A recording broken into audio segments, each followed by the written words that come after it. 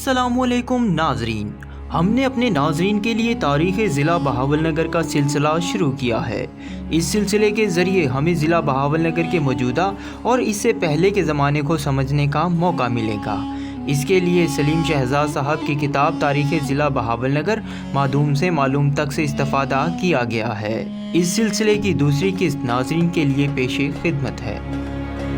इस किस्त में छठी कबल अज़ मसीह में अंडा और चावल खाने पर क्यों पाबंदी थी, कौन से दौर में ज़िला बहावलनगर में माशी, माशरती, समाजी और इखलाकी हालत बेहतर होना शुरू हुई, और किस दौर में बहावलनगर सिंध की हदूद में शामिल था का तज़किरा किया जाएगा।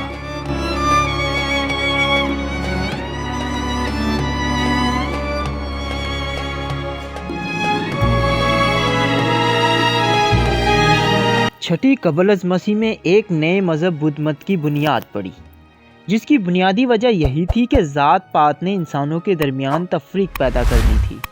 हिंदू मत ने ब्राह्मण को बहुत ऊंचे स्थान पर बिठाया हुआ था। वो मजहबी रस्मों और रवाज के सरखेल बने हुए थे। देवताओं तक पहुंचने के लिए ब्राह्मणों का सहारा लेना ज़रूरी था। ब्राह्मण अपने अलावा तमाम इंसानों को कमतर यानी शोदर समझते थे। इसी वजह से निचले तबके के लोगों ने शऊर पकड़ा ताकि ज़ात पात के चक्रों से बचा जा सके। छठी कबल अज़ मसीह में वर्दामान महावीर ने, जो 599 कबल अज़ मसीह में पटना के करीब वसियाली के सरदार के यहाँ पैदा हुआ, जिसने जीन मत की बुनियाद रखी। इसकी बुनियाद एक तो इंसानों की वसी कत्ल व गारतगिरी की रोकथाम थी जो जंगों में हो रही थी, और दूसरी तरफ ज़ात पात का गैर मुनसिफाना निज़ाम था। जीन मत के असरात हिंदुस्तान के दीगर इलाकों की तरह ज़िला बहावलनगर के इलाके मरोट में भी रहे हैं। जीन मत में ज़िंदगी की कदर इतनी थी कि चावल और अंडा खाने की भी पाबंदी थी। वो ख्याल करते थे कि इनमें भी जान है। सख्त गिरी का ये आलम था कि ध्यान से चलना पड़ता था ताकि पाँव तले चूंटी भी ना कुचली जाए, क्योंकि यह भी एक जान का ज़िया था। सांस लेने के लिए भी मुँह पर नकाब बांध देते थे ताकि जो हयातियात दिखाई नहीं देती कहीं उनको भी नुकसान ना पहुँचे।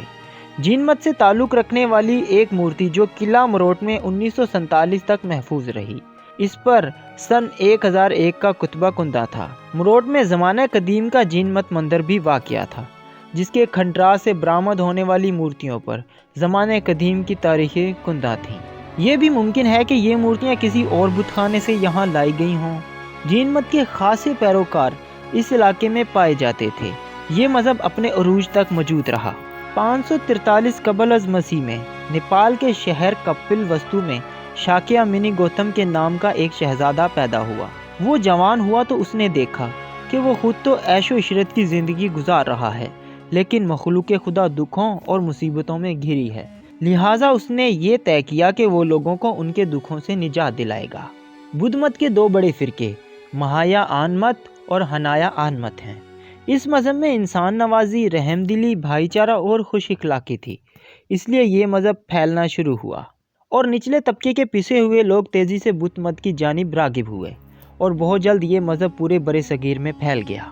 बुद्ध मत के दौर में ज़िला बहावलनगर में माशी, माशरती, समाजी और इखलाकी हालत बेहतर होना शुरू हुई।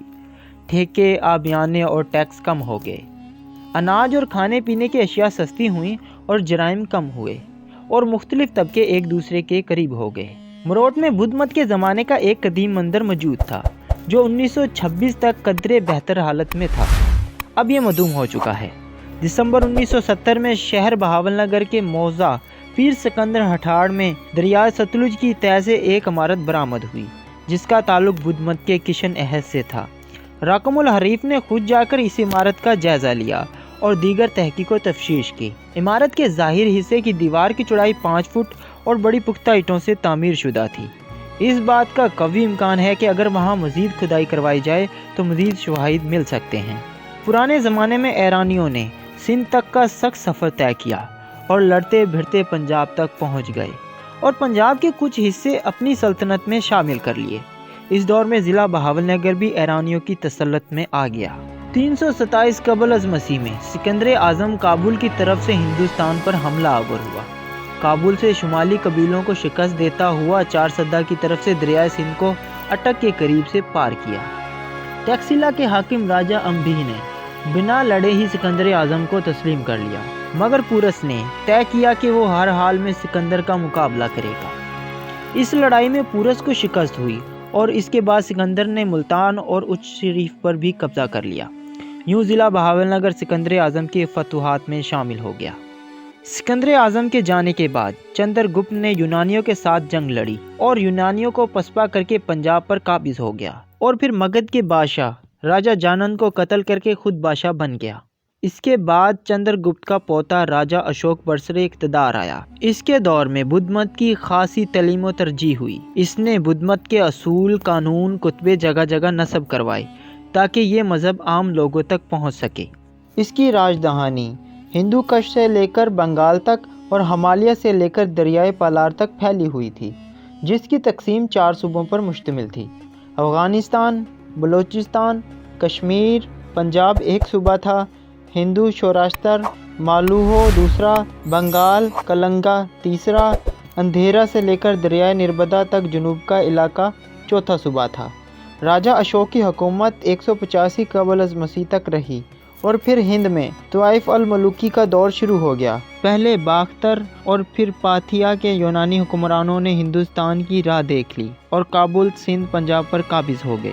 इसी दौर में एक चीनी कबीले शाक योजी ने हिंदुस्तान पर हमला किया, जिसे कोशान खानदान कहते हैं। कंशक इस खानदान का सबसे मशहूर हुक्मरान था। इसकी हुकूमत ईरान से मथुरा और राजपुताना से बनीरा तक फैली हुई थी और इसका दारुल हुकूमत पेशावर होता था। जब बहावल नहर बहावलपुर में खोदी गई तो यहाँ के इलाकों से राजा कंशक के अहद के सिक्के और दीगर अशिया बरामद हुई। ये इम्कान नज़रअंदाज नहीं किया जा सकता कि यहाँ पर कंशक अहद की इमारतें मौजूद थीं जो ज़ेरे ज़मीन दफन हो चुकी हैं। उस वक्त का हुक्मरान भी बुद्ध मत का पैरोकार था। उसके ख़ानदान ने 123 हिजरी तक हुकूमत की। कोशान ख़ानदान के बाद एक मरतबा फिर तैफुल मलूकी ने जोर पकड़ा। जिस सरदार को मौका मिलता वो हाकिम बन बैठता। इस दौर में हर शख्स ने अपने अपने तौर पर छोटी छोटी सरदारियां कायम कर लीं। 4वीं सदी ईस्वी में चंद्रगुप्त अव्वल ने मगध में अपनी हुकूमत को मजबूत करके गुप्त खानदान की हुकूमत कायम की। इस खानदान के 3 राजे थे जिन्होंने इस इलाके में भरपूर तौर पर हुकूमत की। चंद्रगुप्त अव्वल, समुद्रगुप्त और चंद्रगुप्त सानी बकरमाजीत ने अपने अहद में इस इलाके की बेहतरी के लिए खासा काम किया। इसीलिए बकरमाजीत के ज़माने को हिंदुओं की तारीख का सुनहरा दौर कहा जाता है। इसी दौर में अवाम की सेहत और तालीम के सिलसिले में बहुत नुमाया खिदमात सरअंजाम दी गयी। उन्होंने 414 ईस्वी तक हुकूमत की, जिसमें जिला बहावलनगर का इलाका भी शामिल था। मंगोल सफ़ेद हिंद कौम ने भी मुख्तसर अरसे के लिए बहावलनगर को अपनी अमलदारी में रखा। राजा यशोधर्मन ने मुल्तान में जंग के जरिए शिकस्त देकर अपनी ताकत का लोहा मनवाया। थानसीर का राजा भारकर वर्धहीन हिंद कौम से लड़ाई और बहादुरी की वजह से मारूफ हुआ। इसके बेटे हर्षवर्धन ने 606 ईस्वी में तख्त संभाला। इसमें समुद्रगुप्त जैसा फौजी निज़ाम और राजा अशोक जैसा मजहबी जज्बा था। इसकी हुकूमत जनूबी पंजाब से लेकर मशरिक में बंगाल तक फैली हुई थी। हर्ष खुद भी आलिम, फाजिल और इल्म व अदब का कदरदान था। इसके दरबार का एक मशहूर शायर बान था जिसने हर्ष चित्र, हर्ष की जिंदगी और संस्कृत नसीर की मशहूर किताब कादम्बरी भी लिखी। हर्ष बुद्ध मत का पैरोकार था। वो अपने मुशीरों से मशवरे करके कदम उठाया करता था। इसके दौर में बहुत तरक्की हुई और लोगों को मजहबी आज़ादी भी मिली। इसकी सल्तनत का पाया तख्त कनौज का बारौनक शहर और तिजारती मरकज़ था। हर्ष खुद भी शायर था। इसने 3 ड्रामे और संस्कृत ज़ुबान के कवायद पर एक किताब भी तहरीर की थी। इस दौर में ज़िला बहावलनगर सिंध के इलाके में शामिल था और चर्च ख़ानदान के ज़ेरे नगी था। राजा सहनसी दौम के ज़माने में एक अक्लमंद ब्राह्मण राजे का वज़ीर बना और इसने राजा सहनसी दौम के मरने के बाद इसकी बीवी के साथ शादी कर ली, जिसे चच कहते हैं। इसने चच खानदान की बुनियाद रखी। राजा चच के मरने के बाद इसके भाई चंद्र बिन सलाइज ने हुकूमत संभाली और इसके बाद हुकूमत राजा दाहिर के हाथ में आई। राजा दाहिर के दौर में जिला बहावलनगर का इलाका इसकी सल्तनत में शामिल था। जिला बहावलनगर में खानदान खलीजी ने कब हुकूमत संभाली? जिला बहावलनगर की कबायली आबादी ने कब अपनी आज़ादी खुद मुख्तारी का ऐलान किया? और ज़माने कदीम में बहावलनगर का पुराना नाम क्या था? ये सब हम देखेंगे, लेकिन तारीख़ ज़िला बहावलनगर की अगली किस्त में। वीडियो पसंद आने की सूरत में वीडियो को लाइक ज़रूर करें। अगर आप अपना बहावलनगर टीवी पर पहली बार आए हैं तो चैनल को सब्सक्राइब करना हरगिज़ ना भूलें। हमारे साथ बने रहने का शुक्रिया। अल्लाह हाफिज़।